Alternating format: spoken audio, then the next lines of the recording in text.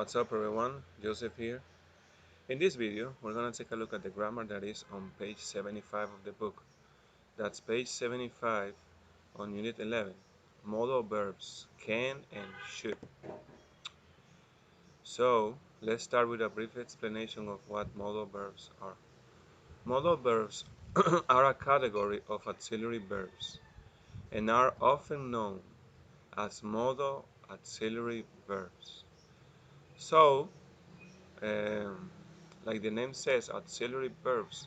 These verbs assist other verbs so they can give certain meanings to the sentences.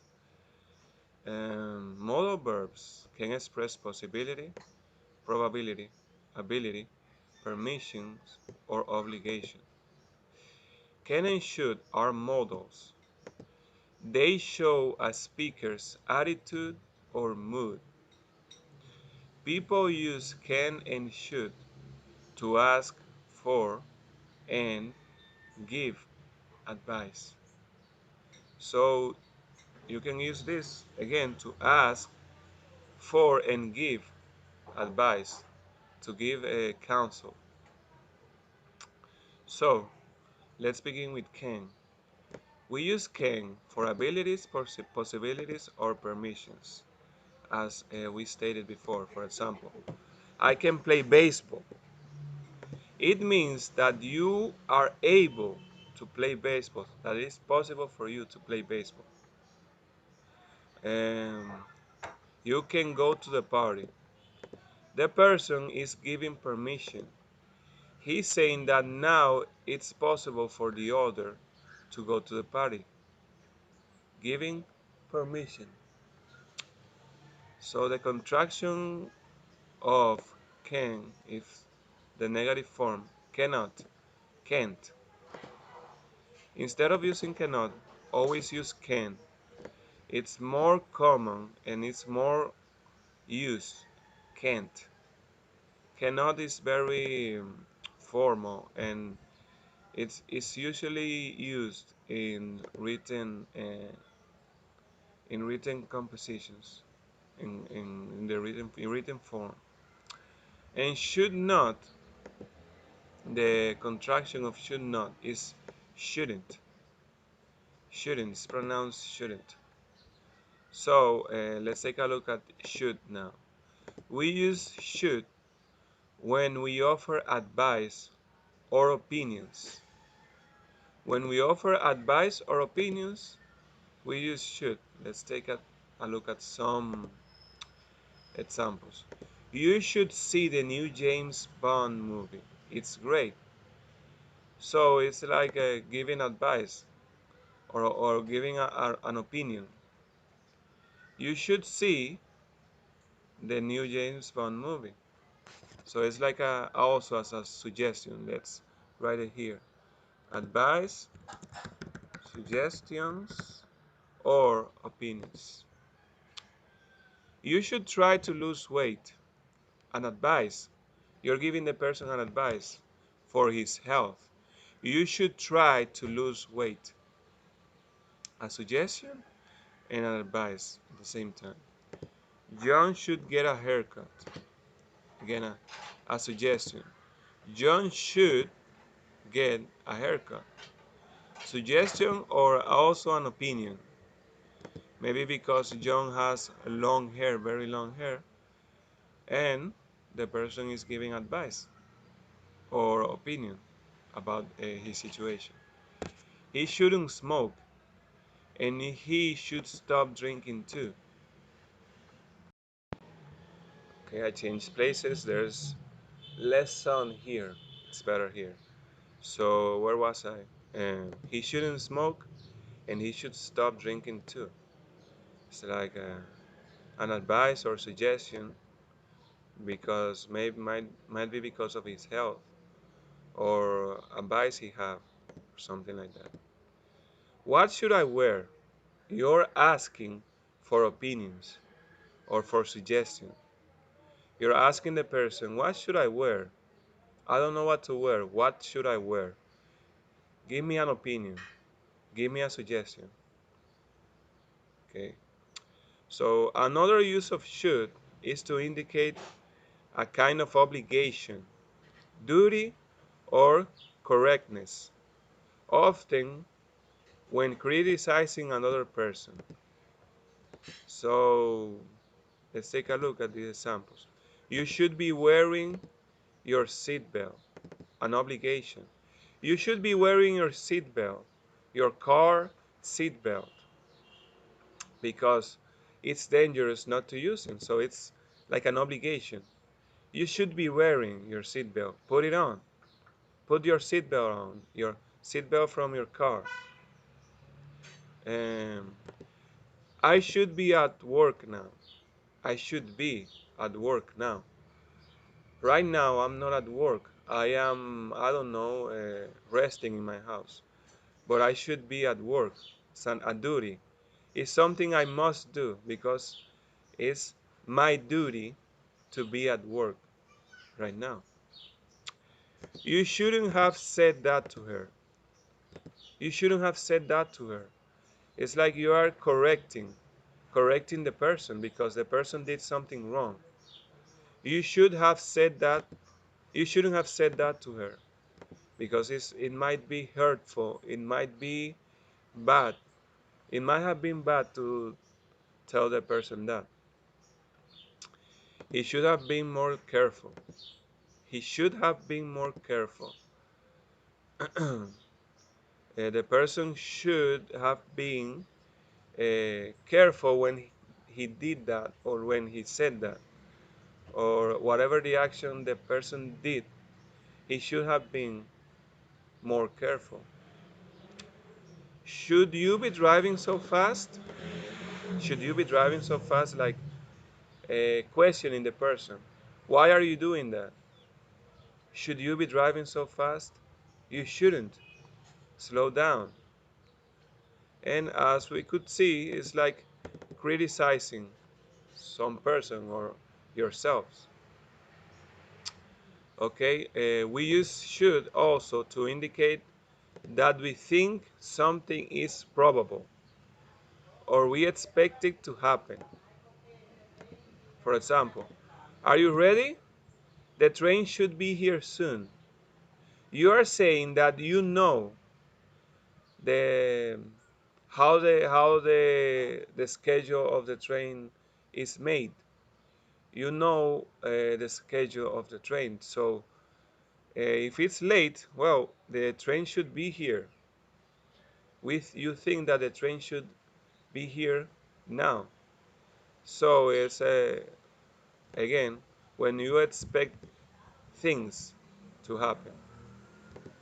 $10 is enough. It should cost more than it shouldn't cost more than that. It shouldn't negative cost more than that. You're saying that the thing cannot cost because you know the price of the thing and you know the cost of it. So you expect the price of the thing to be $10 or less. Let's call Mary.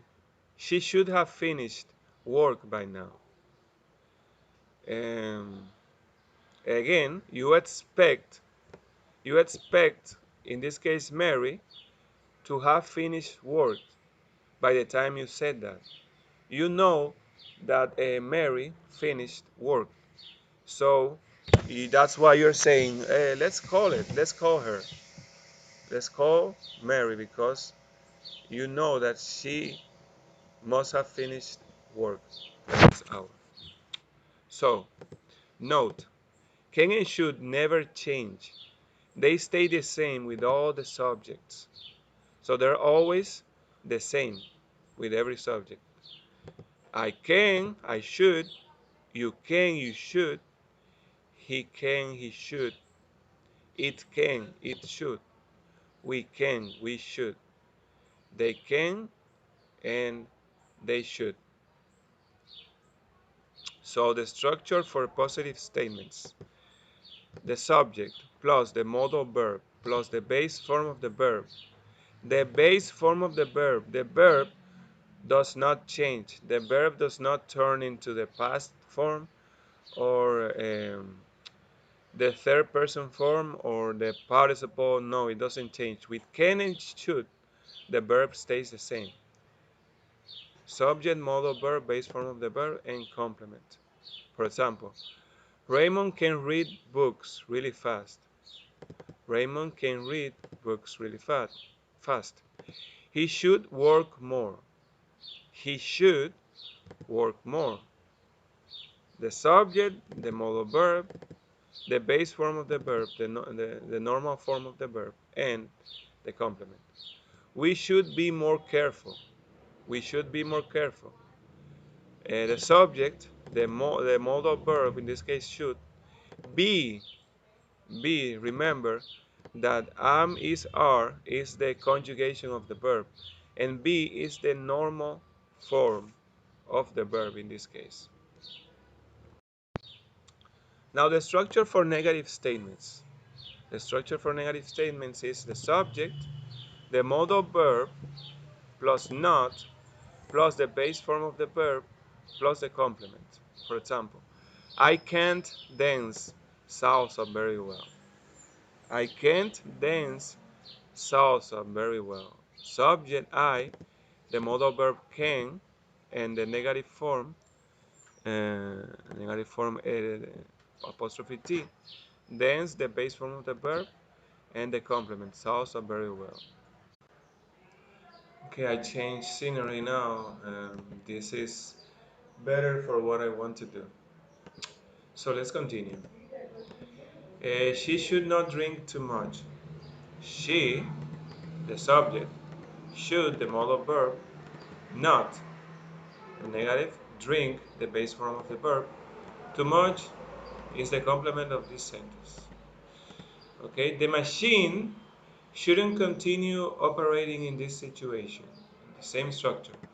The machine shouldn't, the modal verb, nt, negative, continue, the base form of the verb, and this is the complement.